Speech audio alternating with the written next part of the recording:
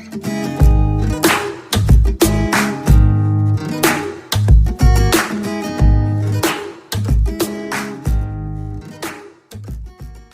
guys, and welcome to a new episode with me. It is Halloween here today while I'm recording this. You guys will get this on November 1st, so happy November to you. Today is the perfect Halloween day. It is gloomy. It's just kind of been gray skies all day. It's been pouring with rain for, I think, 2 days straight now. And while I'm enjoying it and it's cozy and perfect to snuggle up with Halloween movies, I do feel really bad for the kids that like to trick or treat, so I'm hoping it clears up a little bit for them. It's also really chilly. Like, fall is officially here. I mean, it's been here for a while, but you can feel that winter is definitely on its way. So I'm cozy inside, I'm warm, I have no desire to be out there, and my plans for the evening are to chat to you guys and then just cuddle up and watch some scary movies. So I actually watched a movie yesterday called Countdown. It's a new movie playing at the movie theaters right now, and it was terrifying. I know those kind of movies can sometimes be really stupid, but it was really scary. Maybe just because I watched it on a big screen, I don't know. But some of the scares that came, I just was not prepared for them, and I jumped out of my seat. It was really scary, but I enjoyed it though. It was really entertaining. So if you like scary movies and you've seen the trailer for that, or you've wondered if it's good, it's a really fun movie. You definitely won't be bored, so let's just put it that way. So for today, I wanted to do something a little different.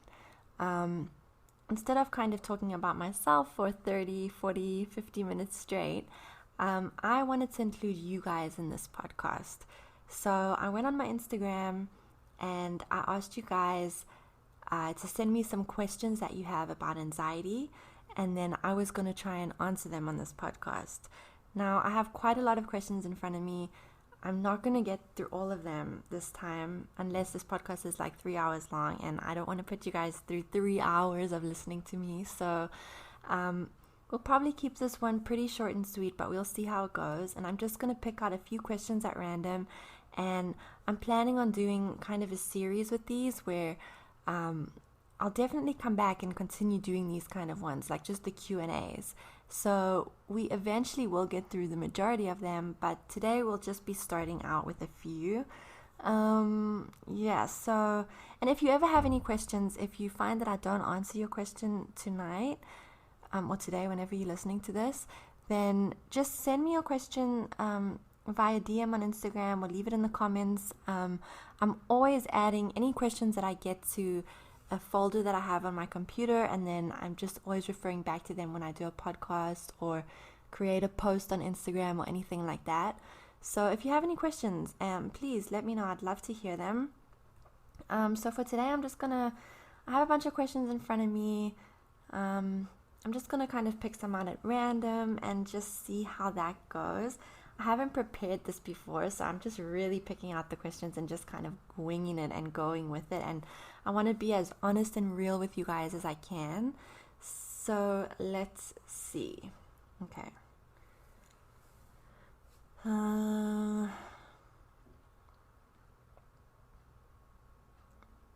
Okay. So I love this question. I've had a few people ask me this. So what supplements or vitamins do you take for anxiety? So I love talking about the supplements I take. One that I talk about a lot on Instagram is magnesium. It's actually a mineral, and it is, I mean, if you followed me on Instagram, you probably know all about magnesium by now, and I actually have a whole article about it on my website if you really want to delve deeper and learn more about what it does. But magnesium is wonderful for anxiety. It helps to relieve that muscle tightness and tension that you get when you're anxious and stressed, which is amazing because when you're stressed out, you tense your muscles up, and it's really hard sometimes to remember to unclench them. I actually put a post up on this on Instagram just a few days ago, and so many of you guys saved it. Like, it was really, really popular, and I know a lot of people liked it, where I just shared something that I had put on Twitter where I said it's what a good idea it is to set reminders on your phone every 2 hours or so to remind you to unclench your muscles, because when we're anxious, like there's so many times when I don't realize, I'll be sitting watching TV and realize that my shoulders are like hunched up by my ears. So that's a really good thing to do, to genuinely like set reminders and remind yourself, okay, to just kind of release your shoulders, unclench your jaw, just, you know, kind of relax your muscles. And that's why I love magnesium so much, because it really does help to do that without you needing to do anything. It helps to relieve a lot of that pain that you get from the muscle stiffness, because often I'll get kind of shooting pains in my shoulders when my muscles are really, really tight, or in my back, or in my neck, even in my jaw. So the magnesium is really, really good for that. It helps to kind of chill you out. I take it before bed because it really helps me to sleep, especially when I'm really stressed out. So I would have to say that my number one supplement would have to be magnesium. You just have to make sure you get the glycinate form. And I'm going to do a whole video on this, and I'm going to put on YouTube, where I'm going to chat with you guys and describe the different types of magnesium, because this is a question that comes up all the time. So I guess I'm answering 2 for 1 here. Magnesium glycinate is the one that you want. You're probably not going to find it at a drugstore. Your best bet is a health store or to go online. The glycinate form is the best absorbable form, and it's not going to get you running straight for the washroom like the citrate one is going to do. So, and it's properly absorbed by your body, whereas the other forms, really, your body absorbs such a small amount of them that it's not worth it. So definitely make sure you get the glycinate form. And again, on my website, I have an article about this, and I link my favorite brands in there, just if you wanted to see that. Let me think here. Okay, so yeah, supplements for anxiety. You see, I went totally off course there. So I also love a B complex. You get a lot of B complexes that are just kind of low dose B vitamins, but my favorite ones are like advanced high dose B complex, where like the B12 is at least 1,000 micrograms in there. I get the one from the health store. I actually am using a different brand right now, but this is something that I will talk more about soon. Or you guys can send me a message if you want to know the exact one that I use. But B vitamins are amazing. What they do is they help your body to handle stress better. So when we're stressed out, our body is flooded with cortisol, which is our stress hormone. And again, it's really difficult to, when you're really stressed out, it's really difficult to sit down and be like, I'm going to think positive right now, or I'm not going to be stressed. So sometimes you need supplements to help you out, and B vitamins are amazing for that. I've actually been under a little bit of stress lately, and the past week I've noticed that my anxiety has been crazy high. Like it's been really bad. And I actually just realized yesterday that the one thing that I've stopped taking is my B complex. So I actually went straight out and got another one, and I'm just so happy to be back on it. So if you're not on a B complex, look into that. That's B complex and magnesium. Those are my 2 top ones for anxiety. Yeah, and then I take some others too, but I honestly think that those are the best ones.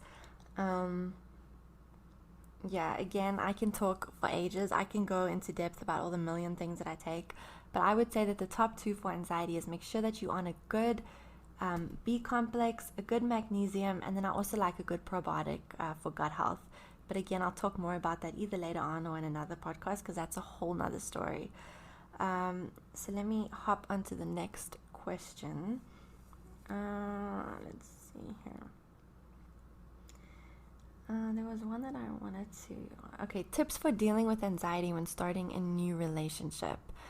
That's a really good question, actually. When you have people in your life that have been in your life for a while, or obviously family who've always been in your life, I'm not saying it's easy, it can still be really, really difficult, but it's less intimidating to go to them and say, look, I'm really struggling, I have this anxiety disorder, I'm really battling with it, be gentle with me, and but when you're starting a new relationship and there's this new person in your life, often when we start a new relationship, we want to kind of impress the person, we want to make a good impression, you starting this new relationship, you're really into this person, and often we'll kind of, if think about when you've started a new relationship, you're going to be on your best behavior. You're not going to you're not going to be talking about certain things. You're not going to be doing certain things. You're going to be putting on your best behavior because, you're really into this person, it's brand new, and they'll be doing the same thing.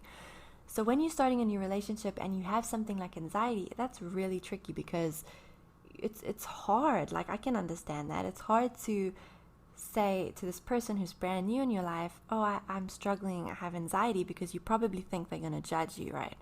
So my tips for that would be, you have to speak up. You have to, and that's a scary thing, I know, but I'm not going to sit here and tell you to just, pretend you're fine until you've been in the relationship longer. If you are starting out a relationship with a truly good person who genuinely likes you and cares for you, then they will not judge you, and they will be there and support you if you tell them that you're struggling with a mental health condition. You never know. Maybe they themselves struggle, or maybe someone in their family has a mental health condition and they can completely relate. So I would say to have that conversation. If it's really difficult for you or you're really shy, even just write it in a letter or write it in a text message and say, you know what, I really like you. I'm really happy in this place that we are. But there is something that I didn't want to talk to you about, and I'm really scared, and I don't want you to, I don't want you to, not take me seriously or anything like that. And this is the thing, I do struggle with anxiety. I think that instead of trying to find tips to manage it and hide it away from this new person in your life, you need to be open with them. That's the best start to any relationship, is to be open and honest and to communicate. Like, what better start is that, right? So yeah, I would just say talk to the person. If ever you're in a relationship where you tell somebody, whether it's new or whether it's not new, where you tell your partner, listen, I'm struggling, and they don't take you seriously, or they get irritated at you, or they don't want to see you anymore, whatever the case is, then that person is not for you. They are not for you. You deserve somebody who will understand you, who will be there for you, who will support you. So that would truly be my number one tip. And then go from there and just explain to them, there are going to be some days where I struggle and I might need my space, or there's going to be some days where I struggle where you may want to try and give me advice or anything like that. But I honestly, on those days, I just prefer if you just are there for me to listen and to provide support. So that's my number one tip. That's what I would do. And then just go from there, because that's the best thing to do. You deserve somebody to understand you. And again, you never know if that person themselves have ever struggled, or they might say, oh my goodness, my sister or my cousin or whoever also struggles with that, so I totally get it. So start that conversation, open up, and just be excited for the outcome, and just envision a positive outcome. So let me see what else I can answer here for you guys. Can smoking affect my anxiety? So the short answer to that is yes. I know a lot of people turn to smoking as a way to relieve stress. You'll often see people who are smokers who are stressed out and say, oh, I need a cigarette, because what happens when you smoke is you get that temporary rush of dopamine in your brain, which is your brain's feel-good hormone, and it feels good, and you feel okay. I feel relaxed and I feel happy, but this is just a temporary reaction. Because smoking, actually, it increases your heart rate, it pushes up your blood pressure, which, if you're struggling with anxiety, is the last thing that you want, because it's basically going to intensify the feelings that you already have. And then all the feelings are going to come back, and you're going to need another cigarette to calm you down again. And before you know it, you're smoking all day long. So no, smoking, it may provide a temporary it may provide temporary relief, but in the long term, it's not going to help you. You're going to be worse off than before. So I would definitely recommend quitting that, and also for your health, right? It's just not worth it. Okay.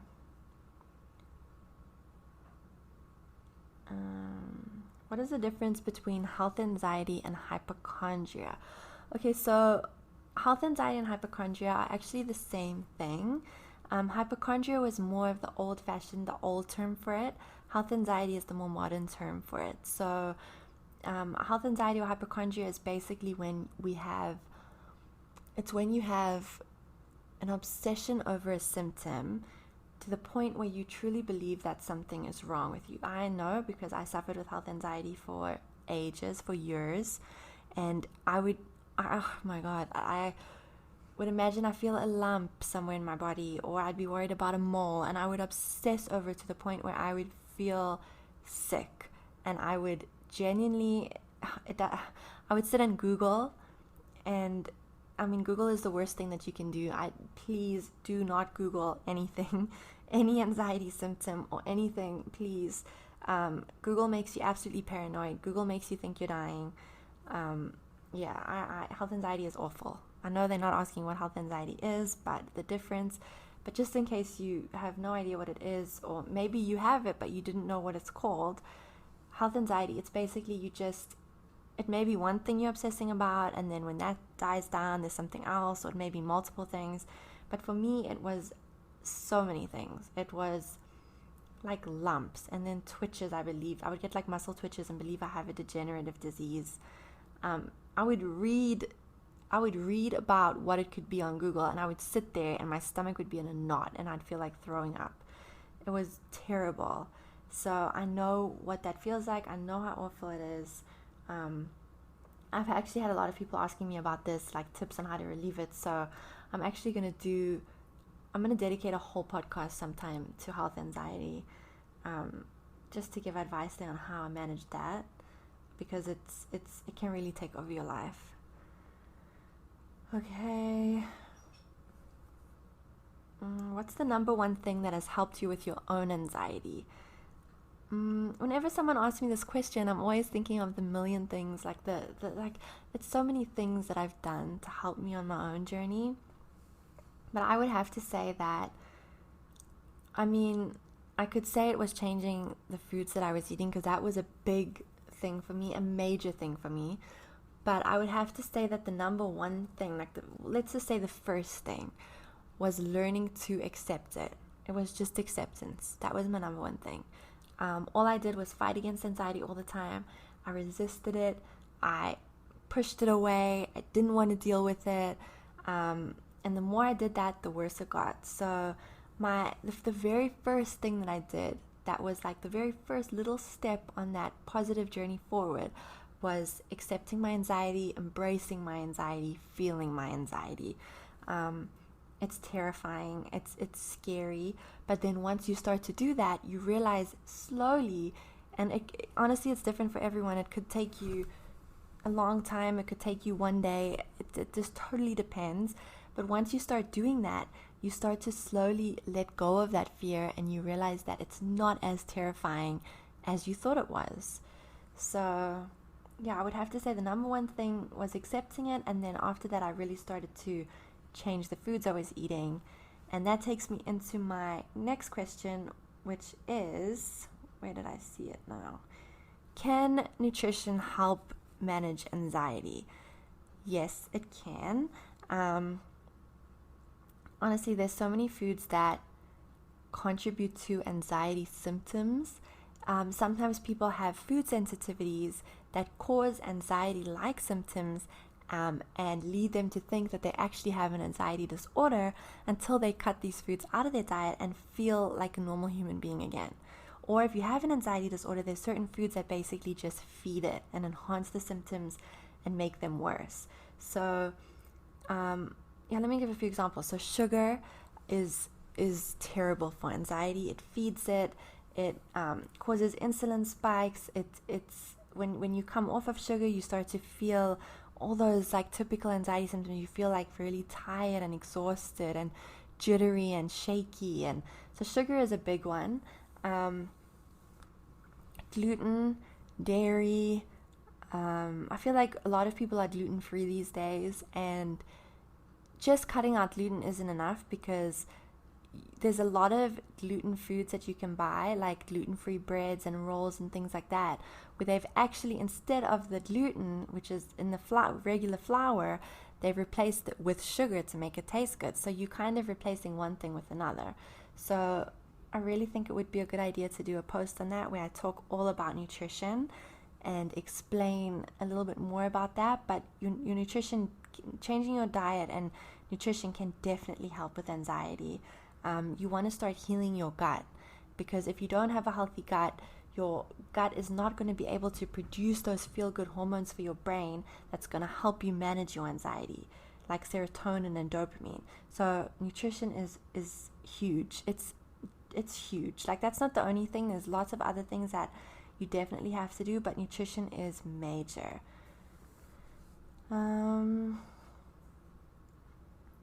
Okay. Just trying to pick a good one. Can antibiotics cause anxiety? So,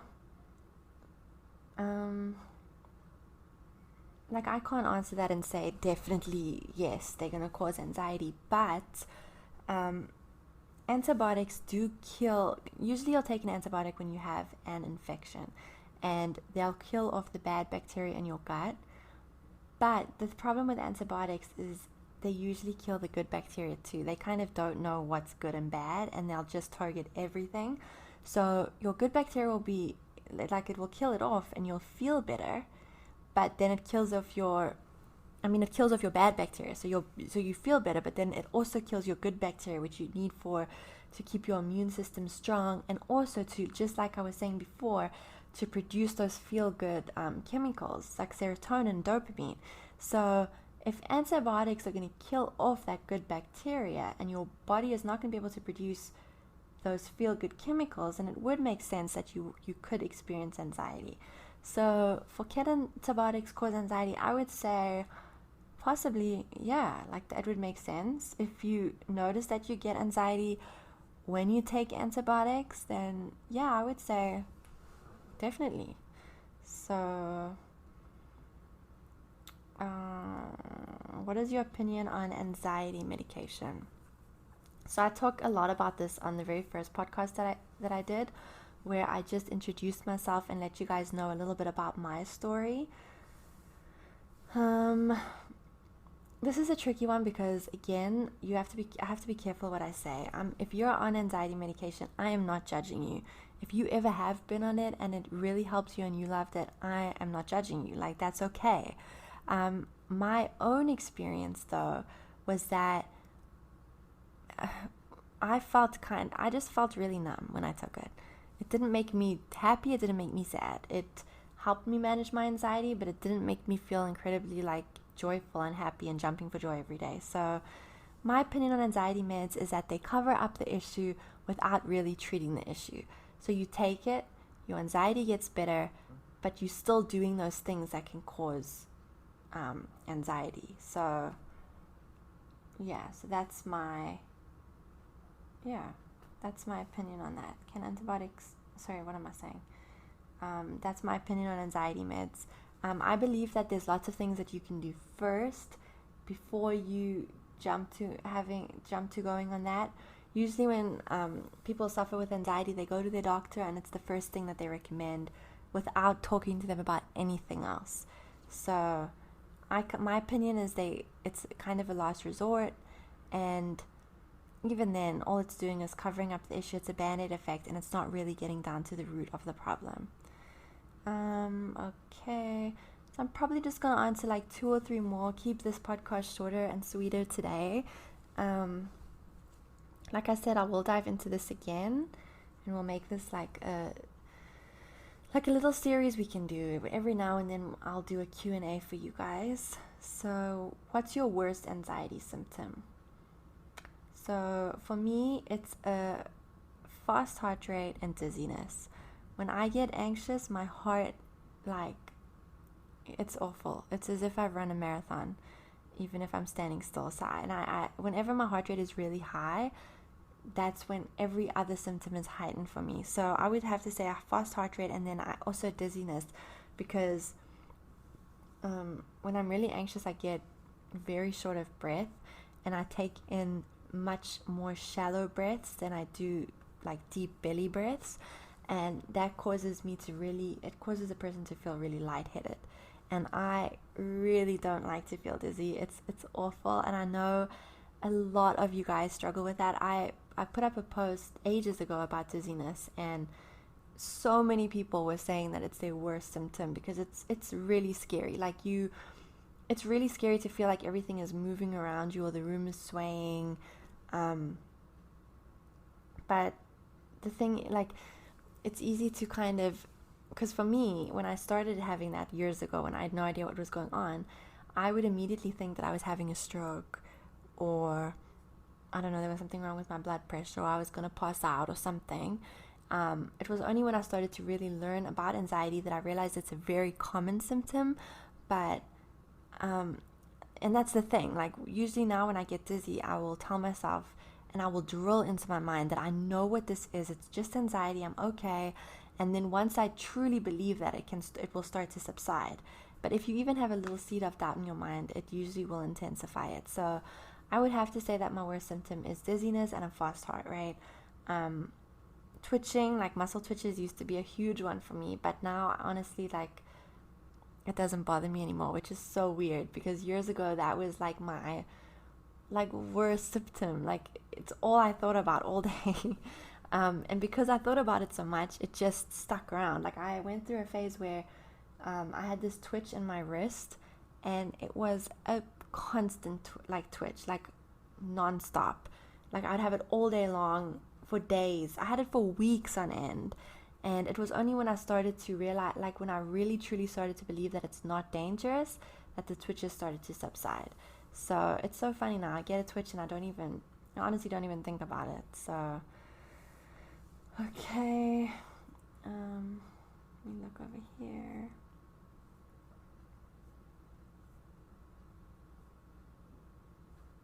So I'm just going to answer one more question. And then, like I said, we'll come back to this again. Let's find a good one. When is a good time to take a sick day for your mental health? So, okay, so listen here. Whenever you need time to rest, when you are feeling overwhelmed, you are allowed to take a day off. That's what mental health days are for. They're for you to, if you're feeling overwhelmed, you're feeling stressed, you feel like you can't deal, you feel like you're drowning, you are allowed to take a mental health day, and you're allowed to take that time for yourself to heal, to recharge, to recuperate, to start to feel good again. So honestly, when is it a good day? When you feel like it's a good day, when you feel like it is time for you to give yourself that time that you need. That, honestly, like, I don't know what else to say about that, because for me, when I was working, I would push myself to work. Like, I'm not saying, obviously I know at a job you can't take off every day, but if you're going through a period where you're genuinely struggling and need to take maybe even 3 days off, the best thing that you can do is to go and talk to your boss. When I was working as an esthetician years ago, there was this one place that I was working at where the lady that I worked for, she was not understanding at all. And if I was genuinely struggling and I asked for time off, like, she basically would tell me I'm going to be fired. And that's not okay? So, and especially today, like, mental health days are such an important and big thing. So, as if you really are struggling, please go talk to your boss. It's a lot more understood these days. And you have to speak up. Like, don't go to work and struggle and do anything that's going to affect you. So whenever you feel like you need to take a mental health day, speak up about it. Tell your boss, say, listen, you know I'm a good worker, you know I'm always here, but I'm genuinely struggling right now and I need to take a day or two off. And leave it at that, and don't feel guilty because you deserve it. Yep, and that's all I have to say on that. So there's still some questions here. I'm just going to keep them in this folder and we can come back to them soon. Like I said, if you guys have any other questions you'd like me to answer for you, you can send them to me. You can either leave it in the comments, in the chat room if you're a member, or send it to me via direct message on Instagram, and I will add them in here and I will try to get to them. I hope that answering these questions has helped some of you guys today. If not you, maybe there's someone in your life that you feel that this could help, and I hope you share it with them. I know anxiety is scary, but I'm so excited that we started this group, and I'm so excited that we're tackling this together and taking away that fear, that hold that anxiety has over us. So I'm really excited for next week's podcast. Let's just say that I might have my first guest on there, and you'll have to wait to see who it is. And in the meantime, if you're a member, I have a nice little task for you guys to do over the next week. I'm actually going to be doing it myself tonight, so I would love you to join me in that. If you aren't a member and want to be a member, then you can just go to, if you go to Instagram and click the link in my bio, you can go to HHA Community, and everything that you need to know is over there. Or you can go on my website, honestlyholistic.com, and click on HHA Community. And we would all love to have you as a member. I bring out these podcasts once a week. These podcasts are public for everybody, but as a member, you do receive a little bit extra. I do bring out a little, call it homework, like anxiety homework, but it's positive. It helps you on your journey. And I also send out a little email with an affirmation card and just some good things to help you start your weekend right, because I send it out every Friday morning. Thank you for being here with me again today. I can't wait to see you guys next week, and have an awesome weekend. Bye, guys.